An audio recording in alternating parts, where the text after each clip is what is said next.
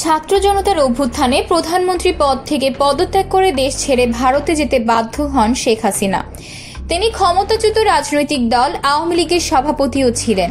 তার অনুপস্থিতিতে দিশেহারা হয়ে পড়েছে দলটির নেতাকর্মীরা। শেখ হাসিনা সরকারের পতনের পর দেশের বিভিন্ন স্থানে দলটির নেতাকর্মীদের ওপর এবং তাদের বসতবাড়িতে হামলা ও অগ্নিসংযোগের মতো ঘটনা ঘটেছে।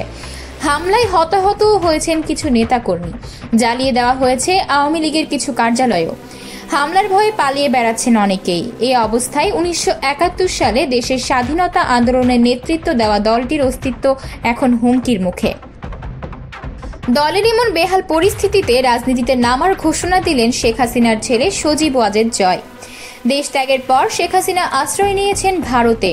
ক্ষমতা ছাড়ার পর এখন পর্যন্ত তিনি কোনো আনুষ্ঠানিক বক্তব্য না দিলেও এক সাক্ষাৎকারে তার ছেলে জয় জানিয়েছেন তার মা আর রাজনীতিতে ফিরবেন না।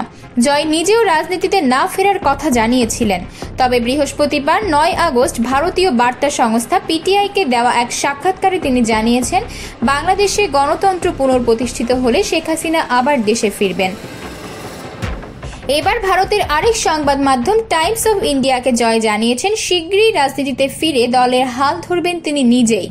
ওয়াশিংটনে অবস্থিত নিজের বাড়ি থেকে ফোনে দেওয়া এক সাক্ষাৎকারে জয় দল আওয়ামী লীগ ও এর কর্মীদের বাঁচাতে আমি সবকিছু করতে প্রস্তুত, যদি এজন্য আমাকে রাজনীতিতে আসতে হয় তা থেকেও আমি পিছপা হব না, এমন কথা জানান। জয় আরও বলেন, চলতি মেয়াদ শেষে আমার মা এমনিতেই অবসর নিতেন। আমার নিজের রাজনীতিতে আসার কোনো ইচ্ছে ছিল না এবং আমি যুক্তরাষ্ট্রে স্থায়ী। কিন্তু গত কয়েকদিনে বাংলাদেশে যা হচ্ছে তাতে এটা এখন নিশ্চিত যে নেতৃত্বের শূন্যতা তৈরি হয়েছে। এখন দলের প্রয়োজনে আমাকে সক্রিয় হতে হবে এবং আমি এখন একেবারে প্রস্তুত আছি। আতকিয়া মাইমুনা, বার্তা 24।